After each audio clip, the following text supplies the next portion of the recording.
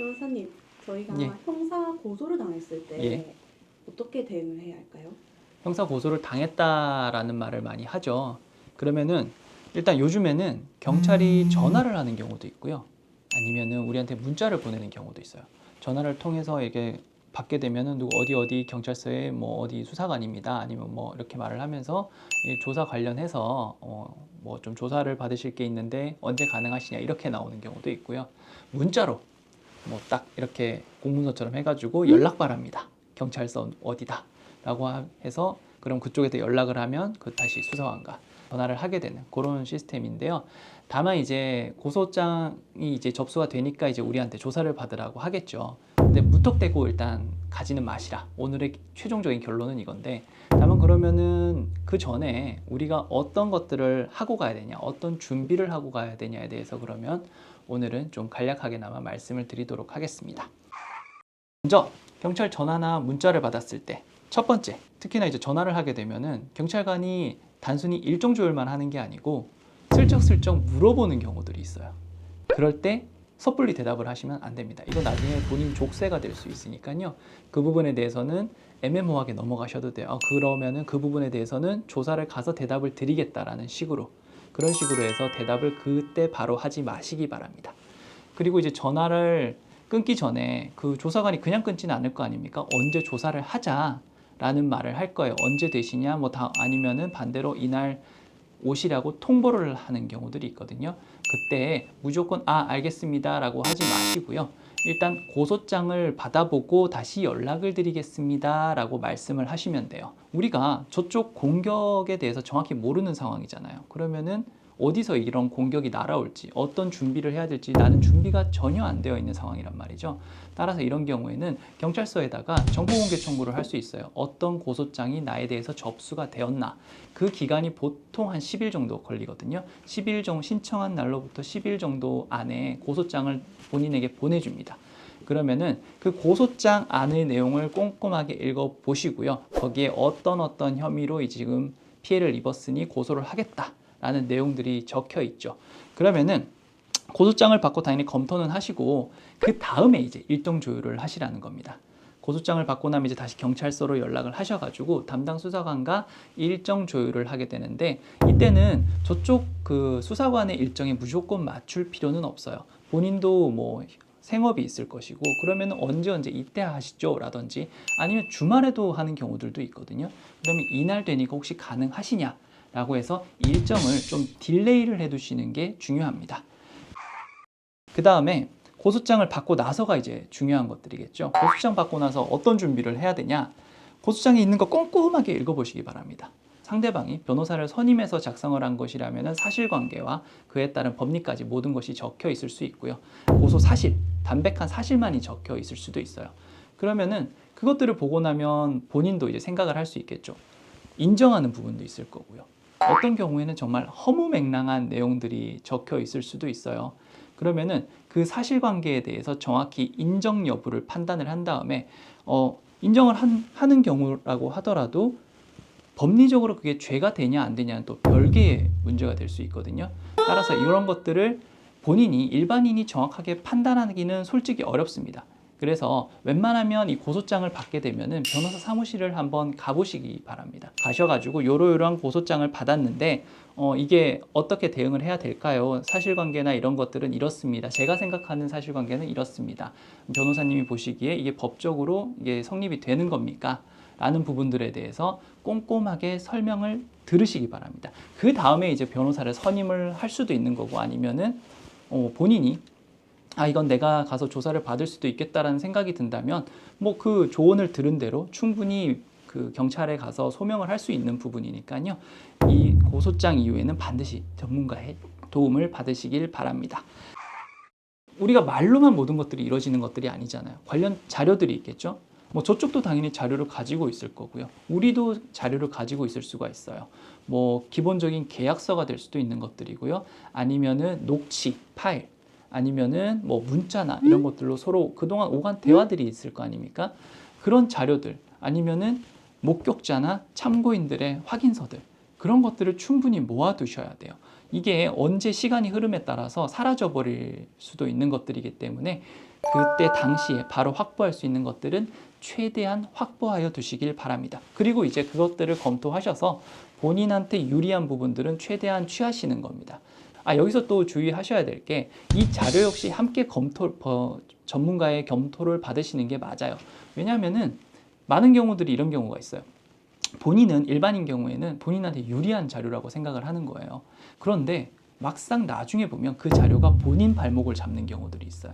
그 판단을 한다는 게 일반인 입장에서는 엄청 어려운 부분들이거든요. 뭐 유리한 부분도 있고 불리한 부분도 있는 경우도 있을 거고, 애초에 그건 나한테 유리한 자료가 아닌 경우도 있어요. 그럼에도 이제 억울한 마음에 그런 자료들을 모두 제출하고 그게 본인 족쇄로서 유죄의 증거로 채택되는 경우도 자주 발생을 하니까 그 부분들에 있어서는 꼭 조심을 하시기 바랍니다. 이제 이런 자료들을 준비를 한 이후에 일정에 맞춰서 경찰서에 출석을 하게 되겠죠. 이때 가져가셔야 될 게 뭐 앞선 자료들 이런 것들도 있겠지만 도장과 신분증은 꼭 가지고 가십시오. 도장을 가지고 가지 않으면 나중에 이제 지문으로 모든 서류에 이제 지장을 찍어야 되다 보니까 상당히 불편하거든요. 그래서 이건 절차적으로 도장을 하나 가지고 가시면은 훨씬 편합니다. 그 다음에 경찰 조사가 시작이 되면은 처음에는 이제 서로 그냥 이 사람이 어떤 사람인지에 대한 판단, 파악을 하기 위해서 질문들이 많이 오가거든요. 뭐 본인이 맞냐, 직업은 뭐냐, 뭐 가족 관계는 어떻냐, 뭐 고소인과는 어떤 관계에 있냐, 뭐 연봉은 어떻게 되냐, 이런 뭐 또 건강 상태는 어떠하냐, 이런 질문들을 가지고 보통 한 20-30분 정도 처음을 끊고요. 그 다음에 이제 경찰이 바로 꼬치꼬치 캐묻는 게 아니고 대부분의 사건의 경우에서는 경찰이 먼저 이제 당사자에게 물어봅니다. 뭐 혹시 뭐 언제 고소인과 이러한 일들이 있었는데 기억하시냐? 라는 식으로 약간 떠봅니다. 떠보면은 이제 우리 입장에서는 뭐 그날이 아예 아무 일도 없었는 경우도 있죠. 뭐 예를 들면은 추행이라고 해봅시다. 추행이라고 지정된 그 날짜에 만난 적이 있냐? 이런 식으로 물어봤는데 본인이 그런 적이 없는 경우도 있을 수 있잖아요. 그러면 그런 적이 없다라고 일단 시작을 하는데, 만약 있다, 만난 적이 있다 라고 하면은 그날 있었던 일에 대해서 한번 말씀해 보세요 라는 식으로 수사관이 우리한테 물어보거든요. 그러면은 그날 있었던 기억나는 대로 술술 말하게 됩니다. 그게 보통 한 시간이 20-30분 정도 또 걸리죠. 그러면은 경찰은 그 말을 듣고 그걸 단순히 적고만 있냐? 아닙니다. 우리 앞서서 고소인에 대한 조사를 이미 했어요. 고소인으로부터 사실관계를 미리 파악을 해놓는 겁니다. 그래서 고소인이 주장한 부분과 우리가 대답한 부분에 있어서 미스매치가 되는 부분들이 있죠. 그 부분들에 있어서의 송곳 질문들이 계속 들어오기 시작합니다. 당신은 그런 쪽으로 말을 하는데 이때 이렇게 한 것이 아니냐? 고소인은 이렇게 말을 하는데 이게 틀렸냐? 이런 식으로 반박 질문들을 계속 하게 되죠. 다만 여기에 대해서 되게 기분 나빠하시는 분들이 있는데, 이거는 고소인에게도 비슷한 취지로 질문을 합니다. 고소인이 이러이러한 피해를 받았다, 뭐 사기라면 이러이러한 사기를 당했다라는 대답을 하게 되면 그때 경찰관 역시 반대 입장에서 또 되묻거든요. 그러면은 뭐 고소인은 그런 사실을 이미 알고 있었던 것으로 보이는데 왜 또 그렇게 했던 것이냐라는 식으로. 그렇기 때문에 서로 크로스 체크를 하는 과정인 것으로 생각을 하고, 굳이 수사관에게 대해서 나쁜 생각을 가지거나 내 편이 아닌가? 아니면 나를 그냥 유죄로 판단하는 건가? 그런 생각은 하실 필요가 없습니다. 그래서 그런 개괄적 질문을 이어서 저쪽 수사관의 하나하나의 질문을 받다 보면은 경찰이 어느 순간 이런 질문을 하는 경우가 있어요. 앞에서 요렇게 말씀을 하셨는데 다시 한번 여쭙겠다.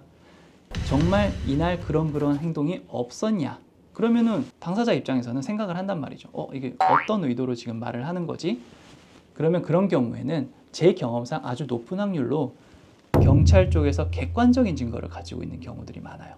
녹음 파일이라든지 CCTV 영상이라든지 그걸 가지고 있음에도 다시 한번 물어보는 겁니다.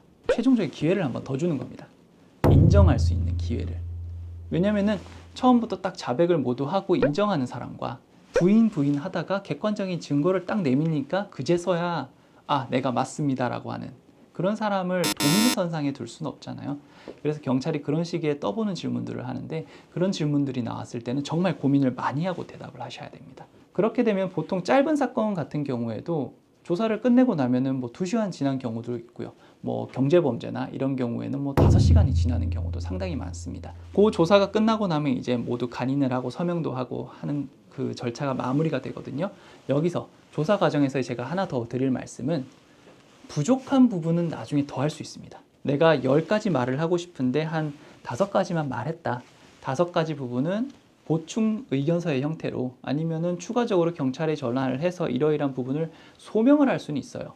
그런데 15를 말했다. 그러면 5를 뺄 수가 없습니다. 이게 일반인들이 조사받는 과정에서 가장 많이 하는 실수거든요. 그리고 사실관계를 제대로 말을 하지 않고 더하거나 빼는 경우들이 되게 많습니다. 그게 본인 진술의 신빙성을 깎는 대표적인 유형들이거든요.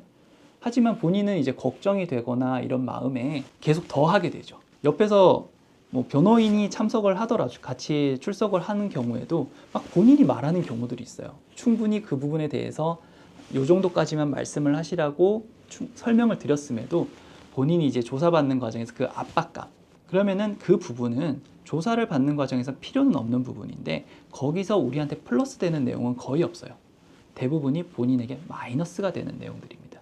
그래서 이 부분은 오늘 영상을 보시는 분이라면은 꼭 이 부분만은 기억을 해두세요. 그래서 오늘은 경찰서에서 이제 연락을 받았을 때 그 이후에 어떻게 대응해야 되는지 간략하게 말씀을 드렸어요. 왜냐면은 사건마다 모두 대응 방법이 다르고 어떤 자료를 준비해야 되고 어떤 말을 해야 되고 이것들이 모두 다르기 때문에 이거를 사건별로 모두 말씀을 드릴 수는 없어요. 그렇지만 적어도 이 정도는 준비를 하시라. 고소장 받고 그 다음에 일정 조율을 하고 경찰서에 가서 소명을 하되 부족한 정도에서 해도 충분히 괜찮다. 이 정도만 인지를 하고 가셔도 본인한테 손해받는 일은 없습니다. 그래서 최근에 이제 경찰이 모든 수사 종결권을 가지고 있죠. 여기 경찰 단계에서 대응을 잘해서 뭐 불송치 결정을 내린다. 그러면 이제 저쪽에서 이의 신청이나 이런 것들은 하겠지만 경찰 단계에서 어떻게든 사건을 마무리할 수 있는 기회가 있는 것들이거든요. 그렇기 때문에 경찰 단계에서의 이 조사 절대 간과하지 마시고 이거를 어떻게든 이 사건을 마무리하겠다라는 강력한 의지를 갖고 대응하시기 바랍니다. 그래서 좀 더 뭐 세부적인 내용들은 나중에 이제 저희가 경찰 35년 경력의 고문님을 모셨어요. 그분을 모시고 이제 그 관련된 내용은 경찰 단계에서 일어날 수 있는 이런 부분들은 더 말씀을 드릴 테니까요. 적어도 오늘 제가 말씀드린 부분 이것만은 꼭 숙지하시고 제대로 대응을 하시기 바랍니다. 이상 이원우 변호사였습니다. 감사합니다.